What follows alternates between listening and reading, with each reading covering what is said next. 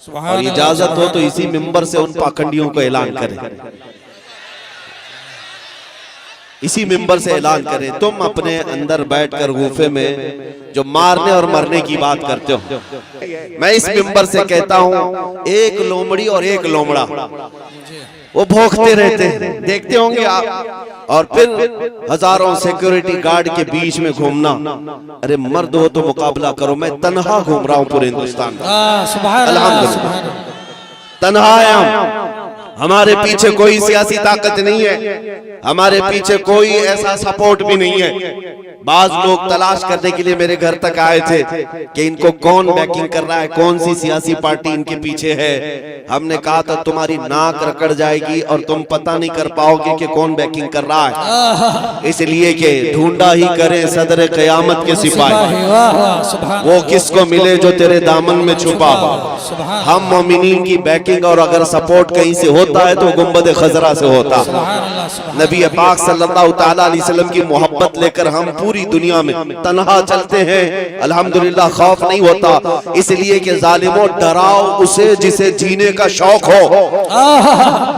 मौत से डराना, जेल से डराना, फांसी से डराना, उसे डराओ जिसे जीने का शौक है। हम तो रोज रात ये सोच करके सोते हैं कि कब मलकुल मौत आए, रूह कब्ज करे और हमारे नबी से हमारी मुलाकात कराए। सुभान अल्लाह, सुभान अल्लाह। शबे गोर भी उसी गुल से मुलाकात की रात। अजीजान गिरामी वक़ार, मैं बात ये कह रहा था, आप अपना जोश थोड़ी देर के लिए खामोश रखें, थोड़ी देर के लिए। मैं बात ये कह रहा था कि इनकी इतनी ताकतों के मातहत होने के बाद लोमड़ी और लोमड़ा चंद कमरों के अंदर बैठ करके वीडियो बनाकर वायरल करके मुसलमानों के दिलों को छलनी करने की कोशिश है।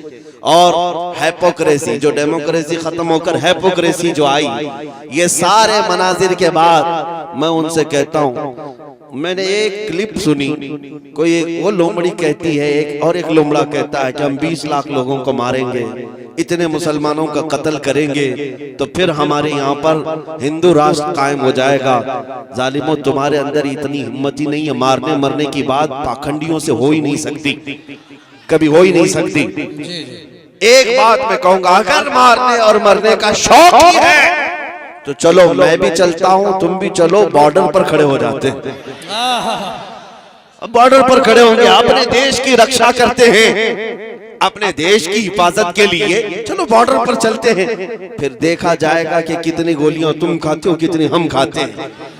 और मैं अकेले की बात नहीं कर रहा हूं, इंशाअल्लाह अजीज, जिस दिन मेरे मुल्क अजीज की हिफाजत की बात आए, ये उलमा भी हाजिर होंगे, ये मजमा भी हाजिर इंशाअल्लाह, इसलिए कि इस मुल्क को हमने खून जिगर से सींचा।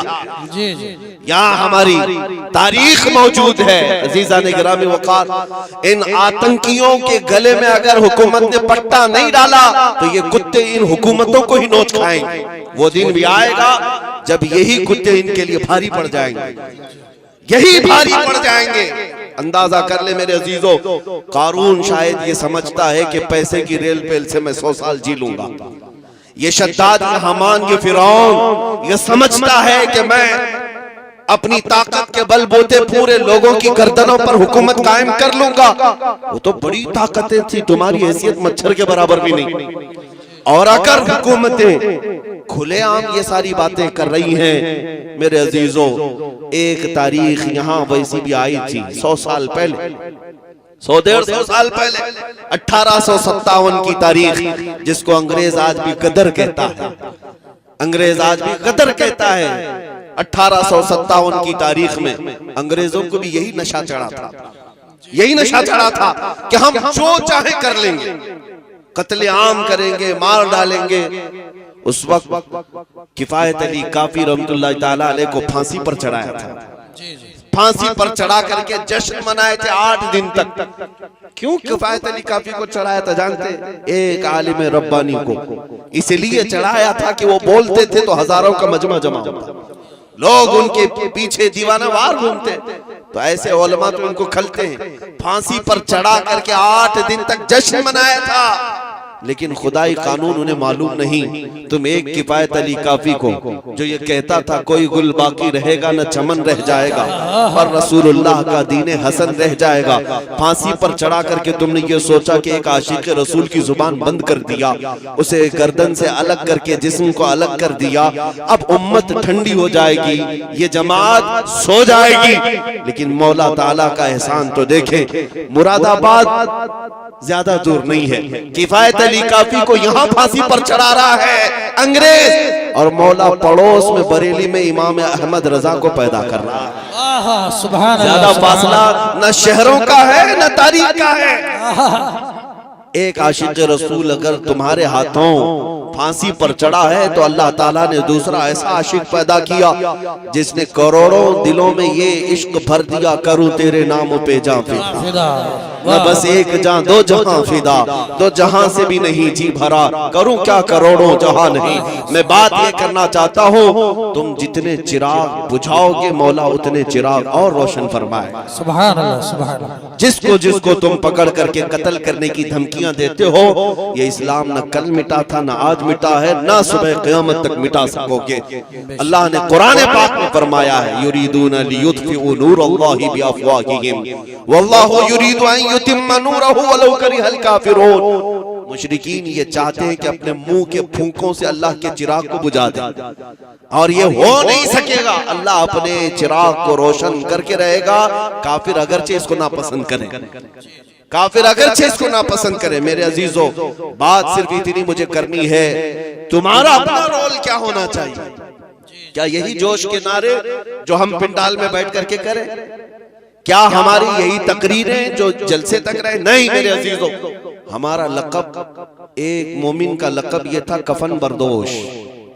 ये सीने पर बल्कि अपने कंधे पर कफन लेकर के चलता है, इसे मौत से खौफ नहीं है। तो ये खौफ जब तुम्हारे सीने से निकलेगा तो हक बोलने की हिम्मत उतनी बढ़ती चली जाएगी।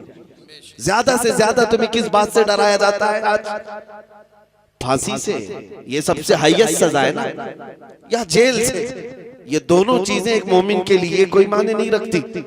जेल की सलाखों पर जाने के बाद बुजुर्गों ने लिखा भी है कि ऐ मोमिन घबराना नहीं, अगर मुस्तफा के नाम पर गया है, अगर नबी पाक के नाम पर गया है, तो अंदर जाने के बाद हो सकता है तेरी माँ, तेरी बीवी, तेरे भाई देखने ना आए, लेकिन एक रात जरूर आएगी जब ताजदार मदीना खुद तशरीफ